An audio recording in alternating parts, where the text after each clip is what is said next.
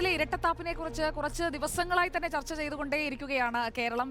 രാഷ്ട്രീയ പാർട്ടികളുടെ അഭിപ്രായ പ്രകടനങ്ങൾ വരുന്നതനുസരിച്ച്. ശ്രീ കെ ഗണേഷ്, ഇവിടെ ഇന്ന് വി ഡി സതീശൻ എടുത്തു പറയുന്ന ചാലക്കുടി കേസുണ്ടല്ലോ, നിങ്ങളും പറയുന്നതാണ്. ചാലക്കുടിയിൽ ഡിസംബർ 22-ാം തീയതിയാണ് പോലീസ് ജീപ്പ് തല്ലി തകർത്ത പ്രതിയെ മോചിപ്പിച്ച CPIM ഏരിയ സെക്രട്ടറി KS അശോകനെതിരെ ജാമ്യമില്ലാ കേസെടുത്തിട്ടും അറസ്റ്റില്ല. പോലീസിന്റെ കൺമുന്നിൽ പലയിടത്തും പരിപാടികളിൽ പങ്കെടുക്കുകയാണ്. ചാലക്കുടി SIയെ പേപ്പട്ടിയെ പോലെ റോഡിലിട്ട് തല്ലിക്കൊല്ലുമെന്ന് പറഞ്ഞ ഹസൻ മുബാറക്ക് SFI സംസ്ഥാന ജോയിന്റ് സെക്രട്ടറിയാണ്. ഡിസംബർ 23-നായിരുന്നു ആ വിവാദ പ്രസംഗം. ചില കാര്യങ്ങളിൽ ഒരു വേഗ കൂടുതൽ അതുണ്ട് എന്ന് കോൺഗ്രസ് ആരോപിക്കുന്നത് പൂർണ്ണമായും അങ്ങ് തള്ളിക്കളയാൻ കഴിയുമോ? ഭരണകൂട ഭീകരത എന്ന് മറുഭാഗത്ത് കേന്ദ്രത്തിനെതിരെ പറയുന്നതിന്റെ സമാന രീതിയിലല്ലേ ഇവിടെയും കാര്യങ്ങൾ നടക്കുന്നത്? ചിലർക്ക് ചിലതൊക്കെ ചെയ്യാൻ കഴിയുന്നു, ചിലർക്ക് സംരക്ഷണം കിട്ടുന്നു, ചിലർക്കെതിരെ കേസും നടപടികളുമെല്ലാം ശരവേഗത്തിൽ ഉണ്ടാകുന്നു. ശ്രീ കെ ഗണേഷ്. അതിന് ഉത്തരം തരാം. അതിന് മുന്നേ ഞാൻ നേരത്തെ വ്യാജ സർട്ടിഫിക്കറ്റിന്റെ കാര്യം പറഞ്ഞ സമയത്ത് ഇടതുപക്ഷ പ്രതിനിധിക്ക് ആകെ ഒരു പൊള്ളലാണ്. കാരണം കേരളത്തിൽ നമ്മൾ ഈ വ്യാജ സർട്ടിഫിക്കറ്റുകളൊക്കെ കേട്ടത് എപ്പോഴാണ്? വിദ്യയുടെ SFIക്കാരായിട്ടുള്ള വിദ്യയുടെ കേസ് വന്ന സമയത്ത്, നിഖിൽ തോമസിന്റെ കേസ് വന്ന സമയത്ത്, ഇത്തരം കേസുകൾ വരുന്ന സമയത്താണ് നമ്മൾ വ്യാജ സർട്ടിഫിക്കറ്റിനെ കുറിച്ച് കേട്ടത്. ശ്രീ കെ ഗണേഷ്, മിസ്റ്റർ പ്രേംകുമാർ പറഞ്ഞത് എൻറ്റയർ പൊളിറ്റിക്കൽ സയൻസിന്റെ കാര്യമാണ് അല്ലേ പ്രേംകുമാർ?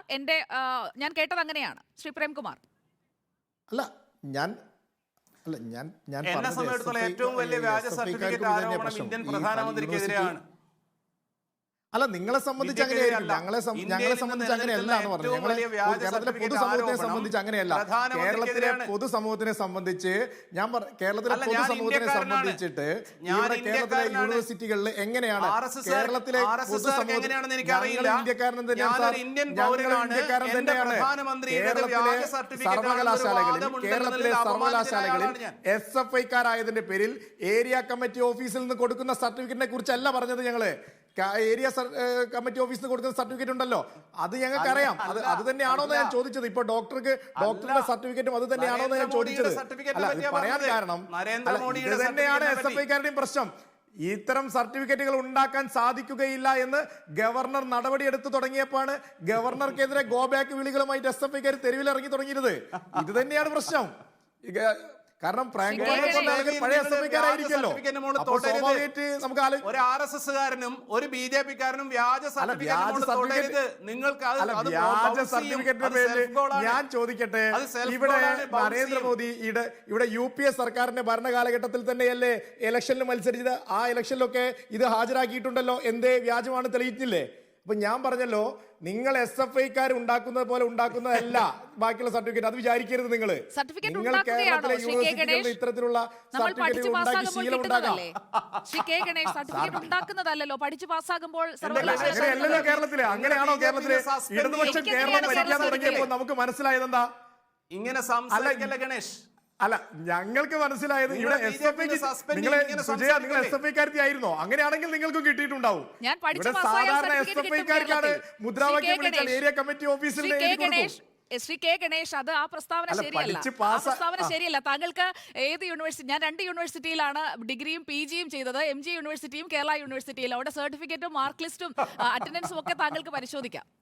ഞാൻ ഒരു പാർട്ടിയിലും അംഗവുമല്ല. അല്ല, അതുകൊണ്ട് നിങ്ങൾക്ക് കിട്ടിയിട്ടുണ്ടാവും. ഇവിടെ സാധാരണ SFIക്കാർക്ക് അങ്ങനെയല്ല കിട്ടുന്നത്. SFIക്കാർക്ക് കിട്ടിയ അങ്ങനെയാണല്ലോ. വിദ്യക്ക് എങ്ങനെ സർട്ടിഫിക്കറ്റ് കിട്ടിയത്? നിഖിൽ തോമസിന് എങ്ങനെയാ പരീക്ഷ സർട്ടിഫിക്കറ്റ് കിട്ടിയത്? പഠിച്ചിട്ടാണോ പരീക്ഷ കിട്ടിയത്? അങ്ങനെ PSC യൂണിവേഴ്സിറ്റി കോളേജിൽ PSC വഴി നിയമനം കിട്ടിയത് എങ്ങനെയാ? പഠിച്ചിട്ടാണോ? ഇവിടെ ബാക്കി എല്ലാവരും പരീക്ഷ എഴുതി പാസ്സാവാറില്ലേ PSCക്ക്? ഇവിടെ SFIക്കാർക്ക് മാത്രം എങ്ങനെ 1ാം റാങ്ക് കിട്ടുന്നത്? അപ്പോ ഇത് ഇവരുടെ ധാരണ, ഇവർ ഭരിക്കുന്ന സമയത്ത് ഏരിയ കമ്മിറ്റി ഓഫീസിൽ നിന്ന് തൊഴിൽ കൊടുക്കുന്ന അല്ലെങ്കിൽ സർട്ടിഫിക്കറ്റ് എഴുതി കൊടുക്കുന്ന പരിപാടിയാണെന്ന് അവർ വിചാരിച്ചിരിക്കുന്നത്. അങ്ങനെയാണോ എന്നാ ഞാൻ ചോദിച്ചത്. ഈ ഡോക്ടറുടെ സർട്ടിഫിക്കറ്റും അങ്ങനെയാണോ എന്നാണ് ഞാൻ ചോദിച്ചത്. അങ്ങനെ ആണെങ്കിൽ അതിലും മികച്ചതായിട്ടാണ് ഇവിടെ രാഹുൽ മാങ്കൂട്ടത്തിൽ, അതിലും മികച്ചതായിട്ട് വ്യാജ രേഖ ഉണ്ടാക്കുന്ന ആളാണ് നിങ്ങൾ.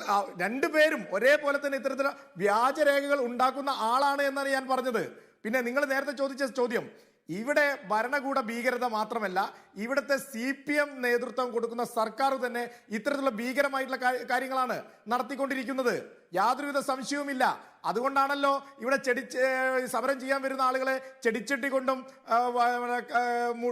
കമ്പി വടി കൊണ്ടും ഒക്കെ നേരിടാൻ വരുന്നത്. അപ്പൊ ഇത്തരത്തിലുള്ള സമീപനം എല്ലാ കാലഘട്ടത്തിലും CPM സ്വീകരിച്ചു കൊണ്ടിരിക്കുന്നതാണ്.